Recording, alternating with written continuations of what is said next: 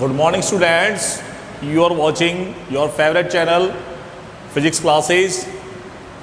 देखिए अपन ने last video में बात करी थी, मैंने आपको पढ़ाया था किसके बारे में, magnetic field due to electric current. तो यहाँ हमने मैग्नेटिक फील्ड देखा था, magnetic field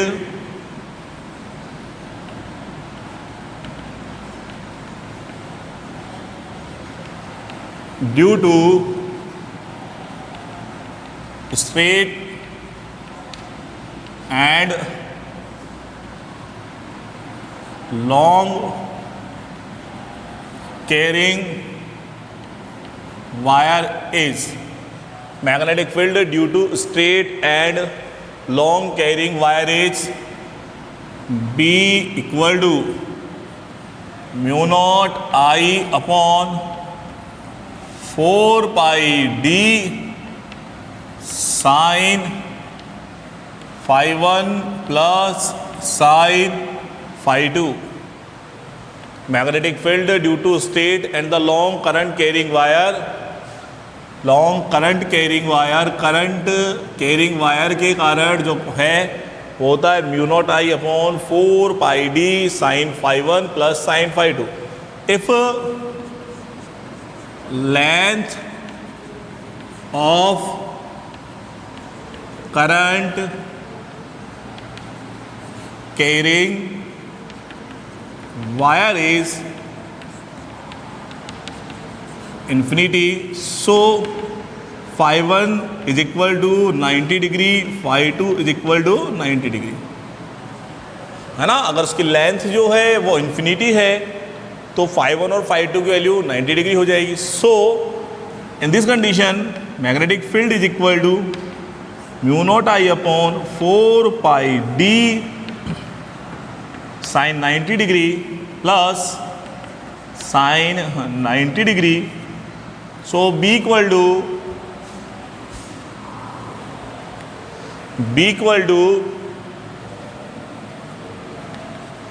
mu naught I upon 4 pi D 1 plus 1 sine 90 की वैल्यू 1, सो 1 और 1 कितना हो जाएगा 2, कैंसिल हो गया।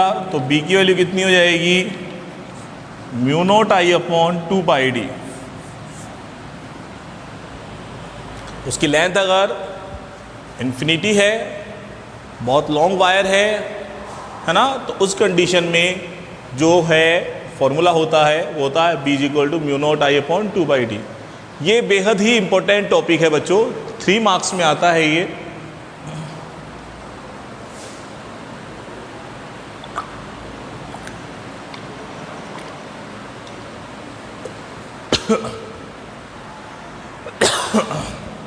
देखिए आगे हमने यहां बायो सावर्ट लॉ भी पढ़ा था। Biot Savart law, according to Biot Savart law D B equal to mu naught upon 4 pi ideal sine theta upon R square. D B equal to mu naught upon 4 pi ideal sine theta upon R square. In vector form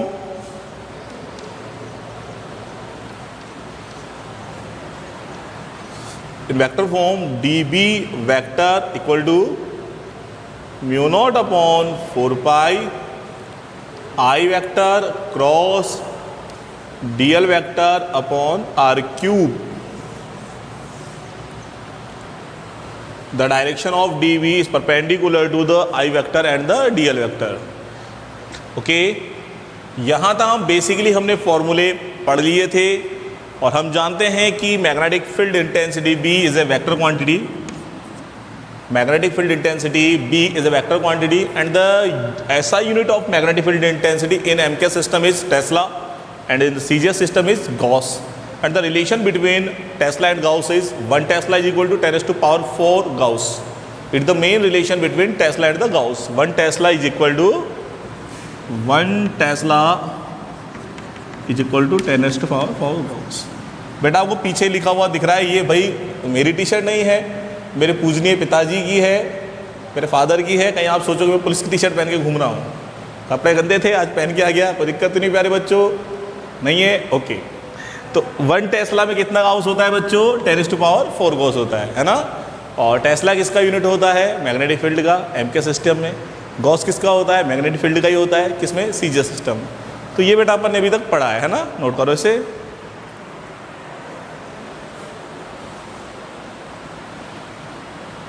अब देखिए इसके बाद हम इस पे related एक numericals करते हैं।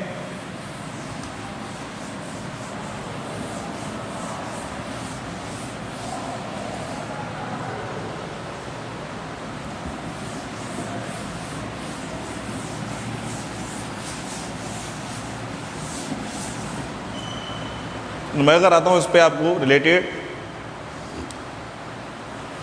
देखिए find the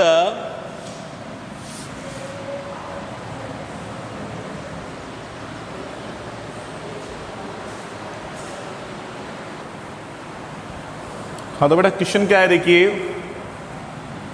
question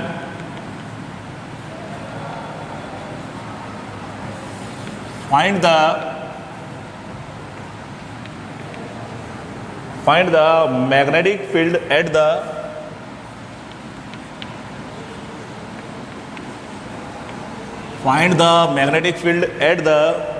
centre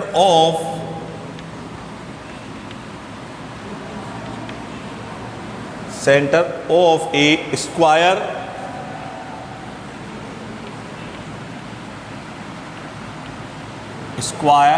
current carrying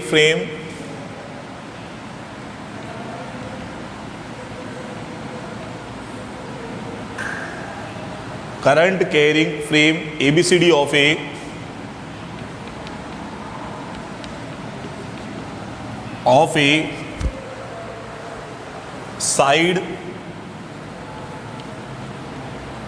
a side a carrying current I ampere।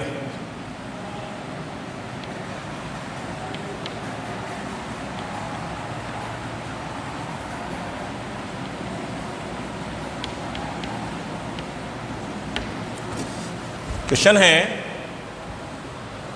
Find the magnetic field at the centre of a square current carrying frame ABCD of a side A, side उसकी A है, and current carrying I ampere.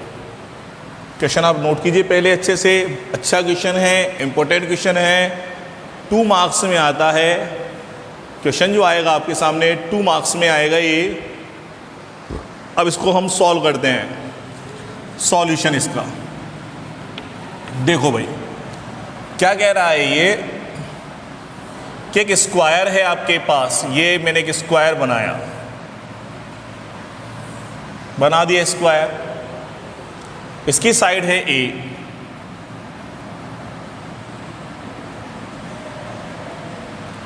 ये इसकी side बना दी, frame का नाम note कर दिया A B C D, और हमें कहाँ निकालना है? इसके सेंटर में निकालना है, सेंटर पॉइंट O पर। अब मैग्नेटिक फील्ड का निकालना है इसके सेंटर पॉइंट O पर। ओके, अब देखिए आप सेंटर पॉइंट O पे निकालना है, इसका मतलब ये डिस्टेंस, इसको यहां से मिलाया, नोट किया। देखो ये एंगल 90 डिग्री है और ये एंगल हो रहा है 45, तो स्वाभाविक बात है ये भी 45 होगा। यहां से इसको हमने मिलाया, क्योंकि पूरी साइड एक पूरी साइड है ये, सिमेट्रिकली हम देखेंगे तो इक्वल मैग्नेटिक फील्ड आएगा। सिमेट्रिकली जो CD से आएगा वही AD से आएगा, वही AB से आएगा, वही BC से आएगा सिमेट्रिकली। ये 90 डिग्री है, ये 45 डिग्री है, ये 45, ये तो रेक्टेंगल बन गया, ये रेक्टेंगल बन गया ना, ये रेक्टेंगल आ गया हमारे सामने ये। अब बच्चों मुझे एक बात बताइए कि पूरी साइड A है, then what is the value of this side? It is A/2 half, it is A/2। तो हम ये कह सकते हैं सिमेट्रिकली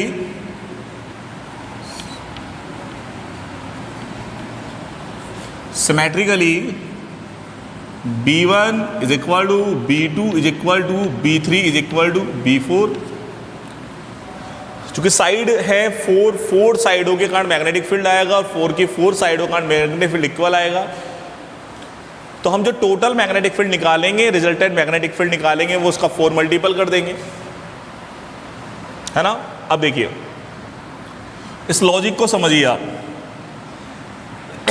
देखो ये ट्राइंगल ले रहा हूं मैं, इसमें ये एंगल 45 है, ये 45 है, दो एंगल इक्वल आ रहे हैं। तो इसके सामने साइड a/2 है, क्योंकि एंगल इक्वल है। जब एंगल इक्वल हैं तो इक्वल एंगल के सामने की साइड भी इक्वल होंगी। तो इस 40 की साइड 5 के सामने साइड a/2 है, तो इस 45 के सामने ये भी a/2 होगी। आई बात समझ में? साइड इक्वल होगी तो आपके सामने जो d की वैल्यू आ गई वो कितनी आ गई? a/2, है ना। या फिर आपको ऐसे निकालना पड़ता, अगर आप यहां निकालते तो आपको ऐसे निकालना पड़ता, in triangle tan 45 tan is equal to perpendicular upon base, इसको मैं थीटा मान रहा हूं, परपेंडिकुलर अपॉन बेस, परपेंडिकुलर ये हो गया और बेस इसका ये हो गया। So d is equal to a/2 ही आएगा, क्योंकि tan 45 की वैल्यू तो 1 होती है। अब हम निकालते हैं CD साइड के कारण मैग्नेटिक फील्ड। CD के कारण मैग्नेटिक फील्ड निकालूं मैं तो ये हो जाएगा बच्चों μ0I/4 pi d sign φ1 plus sign φ2। अब इस साइड के कारण जो CD साइड है, इस साइड के कारण सेंटर पॉइंट O पर क्या एंगल बन रहा है? इस CD साइड के कारण सेंटर पॉइंट O पर एंगल बन रहा है 45 φ1 की वैल्यू 45 डिग्री, φ2 की वैल्यू भी 45 डिग्री और d की वैल्यू कितनी? a/2। इस वैल्यू को हम सब्स्टिट्यूट करेंगे इसके अंदर तो हमारे सामने आगे आंसर आना चाहेगा। इसको नोट कीजिए ताकि हम आगे बढ़े।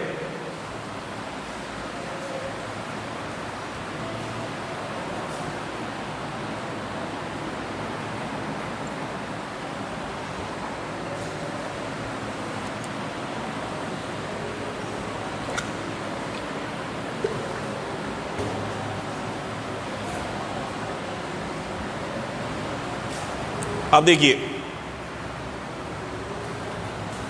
हो गया, इस वैल्यू को मैंने सब्स्टिट्यूट किया यहां,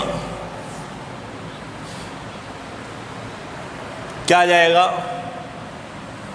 BCD equal to μ0I/4 pi d की value a/2 sine 45 degree plus sine 45 degree. BCD equal μ0I/4 pi into में a/2 साइन 45 की वैल्यू 1/√2 प्लस 1/√2। 1/√2 और 1/√2 कितना आ जाएगा आपके सामने? V is equal to μ0I/4 pi a/2, तो इसका मतलब ये आ जाएगा 2/√2। ओके, तो यह आ जाएगा BCD is equal to μ0I/, ये 2 बार कैंसिल हो गया, 2 पाई a इंटू में √2, ये भी कैंसिल होगा तो, क्योंकि ये 2 से कट गया 2 बार और 2/√2 करेंगे तो √2 आएगा ऊपर। अब आपके सामने रिजल्टेंट निकालना है, हमें रिजल्टेंट मैग्नेटिक फील्ड निकालना है।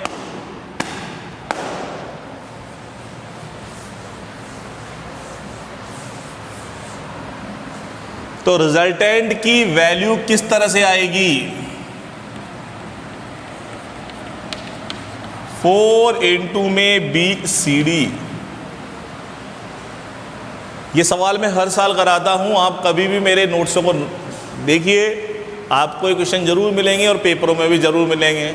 बहुत से बच्चे क्या होते हैं कि बातों को हल्के में लेते हैं।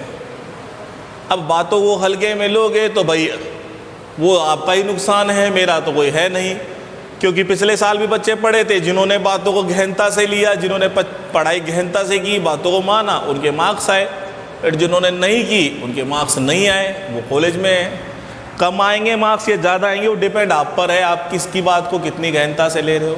आपको टीचर जो बता रहे उस बात को सोच रहे। जब हम आपसे कह रहा हूँ मैं, सवाल आता है, ध्यान से देखिए, फिर भी आप प्रैक्टिस नहीं करोगे तो बताओ बेटा, मैं तो आपको सवाल करा रहा हूँ, मैं तो बता ही तो सकता हूँ आपको, है ना। तो आप देखें इसको, अच्छा सवाल है, आता है बोर्ड में, फिर समझने की कोशिश कीजिए, मैं आपको बता रहा हूँ। तो 4 क्यों कर रहे हैं बेटा? क्योंकि यहाँ तो 1 साइड है, इसी तरह से सेकंड साइड की कहाँ आएगी बच्चों? ऐसे थर्ड साइड की कहाँ आएगी? ऐसे 4 साइड की कहाँ आ जाएगी ना बेटा। अगर ट्राइंगल होता तो कितनी साइड होती? 3 साइड होती, तो 3 साइड की कहाँ आ जाएगी? ट्राइंगल के कारण बताएंगे भी आपको। तो यहाँ पे मैंने वैल्यू रखी, तो रिजल्टेंट जो आया 4 मल्टीप्लाई में √2 μ0I upon √2 μ0I upon 2πa, because μ0 upon 4π की वैल्यू कितनी होती है? 10⁻⁻7। सो μ0 कितना हो जाएगा? 4π इंटू 10⁻⁻7। तो रखा आपने वैल्यू, तो √2 इंटू में μ0 4π इंटू में I अपॉन 2πa, कट गया पाई से पाई। ओके, अब √2 से ऊपर मल्टीप्लाई कर दो, √2 से नीचे मल्टीप्लाई कर दो। नोट करो यहाँ तक।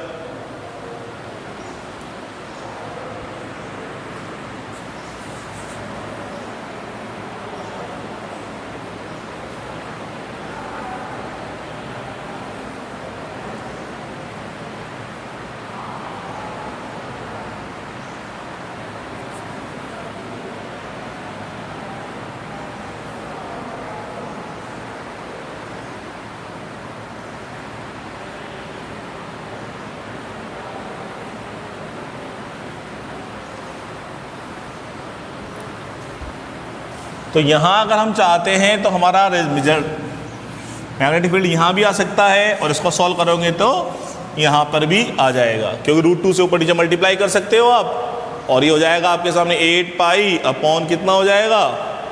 2√2। तो इस तरह से आपको किसी स्क्वायर के कारण करंट कैरिंग एलिमेंट निकालना है, ठीक है।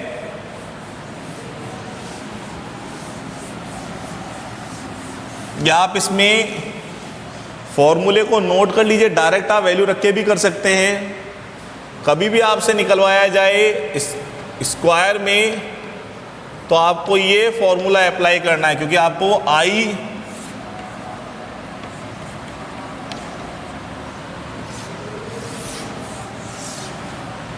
भाई कभी भी आपसे वो स्क्वायर के कारण मैग्नेटिक फील्ड निकलवाएगा सेंटर पॉइंट पर, स्क्वायर के कारण आपसे मैग्नेटिक फील्ड निकलवाएगा सेंटर पॉइंट पर, तो आपको उसको साइड तो देगा ही देगा, साइड देगा। मान लीजिए आपसे कह दिया कि कोई ट्राइंगल है, कोई वर्ग स्क्वायर है, इसकी भुजा है 20 सेंटीमीटर, करंट फ्लो हो रहा है 4 एम्पियर का, सेंटर पॉइंट O पे निकालो। तो I की वैल्यू कितनी दे दी? 4 एम्पियर। A कितना दे रखा है? 20 सेंटीमीटर। इसको कितना लिख सकते हैं? 20 इंटू 10⁻⁻2 मीटर। इस वैल्यू को आप यहाँ रख सकते हैं। I की वैल्यू कितनी? 4 अपॉन 20 इंटू -2, और इसको आप सॉल्व करेंगे तो आपका आंसर आ सकता है। शॉर्ट ट्रिक भी आपको बता दी गई है, ठीक है बेटा, नोट करो। इसके बाद आपको ट्राइंगल वाली बात बताते हैं, ट्राइंगल का एक सवाल कराते हैं, नोट कीजिए इसे आप।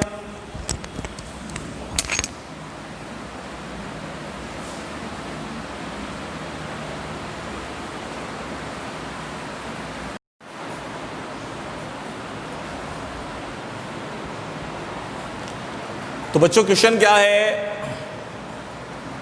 कोई इक्वेटर ट्रायंगल है, समबाहु त्रिभुज है, जिसकी साइड दे रखी है हमें स्मॉल a, भुजा दे रखी है स्मॉल a, और इसके सेंटर पर या केंद्र पर हमें क्या निकालना है, हमें निकालना है परिणामी चुंबकीय क्षेत्र। यदि इस ट्रायंगल में, इस त्रिभुज में I एम्पियर का करंट फ्लो हो रहा हो, I एम्पियर की धारा प्रवाहित हो रही हो। पहले आप प्रश्न को सही ढंग से समझिए। जो आपको शेप दे रखी है, जो आपको आकृति दे रखी है, वो कैसी है, त्रिभुज आकृति है, त्रिभुज। कितने वर्टेक्स, शीर्ष कितने होंगे इसमें, 3।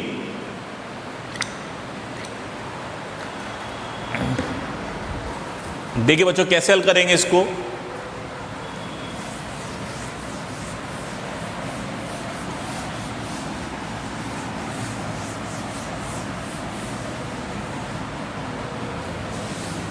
देखिए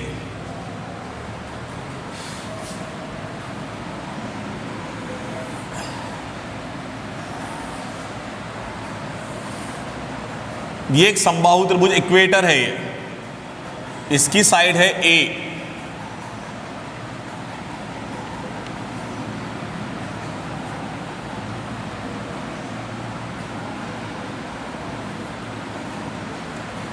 तो आपको इस शीर्ष से वर्टेक्स से ये डिस्टेंस पता होनी चाहिए, ये डिस्टेंस पता होनी चाहिए और ये डिस्टेंस पता होनी चाहिए। आई बात समझ में? कहने का मतलब है कि OA बराबर OB बराबर OC, और इसको मैं मान लेता हूं D। OA बराबर OB बराबर OC किसी भी त्रिभुज के शीर्ष से, किसी भी ट्रायंगल के वर्टेक्स से सेंटर पॉइंट की डिस्टेंस इक्वल होती है। सेंटर पॉइंट की इक्वल जो डिस्टेंस होती है इक्वल होती है। अब इसको निकालना है पर इक्वल तो होती है। अच्छा, ट्रायंगल के अंदर समबाहु त्रिभुज में कोण कितना होता है, टोटल 60 डिग्री। तो ये कितना हो जाएगा, 30 डिग्री। कितना हो जाएगा, 30। यहां से आपने इसको आगे बढ़ाया, परपेंडिकुलर ड्रॉ किया, तो ये कितना हो गया, 90 डिग्री। इसी तरह से भाई ये 90 है, ये भी 90 होगा, और ये क्योंकि टोटल 60 है तो हाफ 30 और ये भी 30 होगा। अच्छा, ये किस त्रिभुज में या ट्रायंगल में, त्रिभुज में तीनों कोणों का योग, किसी भी ट्रायंगल में तीनों कोणों का योग कितना होता है, 180 डिग्री। तो ये 90 और 30 120, तो ये कितना होगा बच्चों, 60 डिग्री, और ये भी 60 डिग्री हो गया, ये 60 डिग्री हो गया। अब हमें बच्चों ये निकालनी है, ये वाली भुजा, मुझे ये वाली वैल्यू भुजा निकालनी है ना। ये वाली भुजा आ जाएगी तो फिर मुझे ये वाली भुजा पता लग जाएगी, इक्वल ही तो हैं, और ये वाली भुजा पता लग जाएगी, तीनों की साइड इक्वल है। तो अगर ये टोटल डिस्टेंस a है तो मुझे बताइए ये डिस्टेंस कितनी होगी, ये a/2 होगी और ये भी a/2 होगी, जब तो टोटल a होगी। अब देखो मैंने इस एंगल को थीटा मान लिया, क्या मान लिया, थीटा। तो थीटा के सामने क्या होगा, लंब, परपेंडिकुलर। तो देखो साइन 60 डिग्री, साइन 60, साइन क्या होता है, लंब बटे कर्ण, परपेंडिकुलर अपॉन हाइपोटेनस। तो ये आपके सामने आ जाएगा sine 60 degree is equal to, perpendicular की वैल्यू कितनी है, a/2 अपॉन हाइपोटेनस अपन ने कितना मान लिया, ये 90 के सामने हाइपोटेनस हो गया, कर्ण हो गया, कर्ण हमेशा 90 के सामने होता है, d। तो ये हो जाएगा आपके d equal to a/2 sign 60। आप तो खाओ। तो यहां पे साइन 60 हो गया बच्चों, तो d equal to a/2 sign 60 की वैल्यू लिखेंगे तो 2/√3, ये कट गया तो d की वैल्यू कितनी आ गई, a/√3। अब बस निकाल लीजिए, b इज इक्वल टू क्या होता है, μ0I upon 4πd sign 5/1 plus sign 5/2। अब 5/1 और 5/2 की वैल्यू कितनी है, 5 और 5/2 कितना है, 5/1 और 5/2 है 60 डिग्री, क्योंकि एंगल बना रखा है ना। तो b equal to mu naught I upon 4 pi A by √3 sine 60 degree plus sine 60 degree. Sine 60 degree की वैल्यू कितनी होती है √3/2।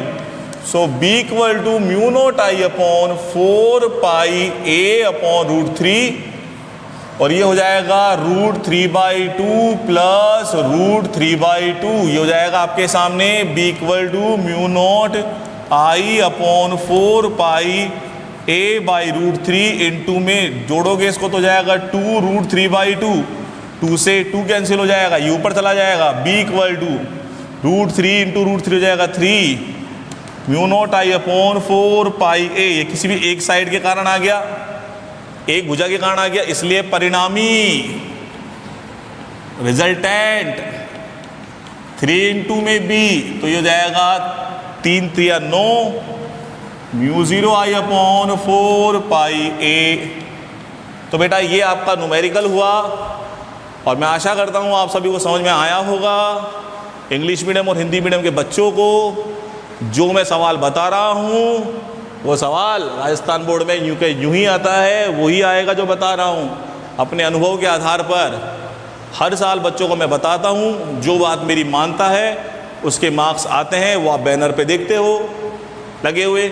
जो नहीं मानता है वो अच्छी बात है भाई, है ना, क्योंकि भाई रिजल्ट तो आपका ही आना है, मार्कशीट आपकी आएगी। हम तो सिर्फ आपको एडवाइस दे सकते हैं, सही डायरेक्शन बता सकते हैं, बाकी आप अपने मन में जो सोचोगे वो आप लोगों के साथ है। हम तो हर पल आपकी हेल्प कर सकते हैं, आपको सही मार्गदर्शन कर सकते हैं। ठीक है, थैंक यू बेटा।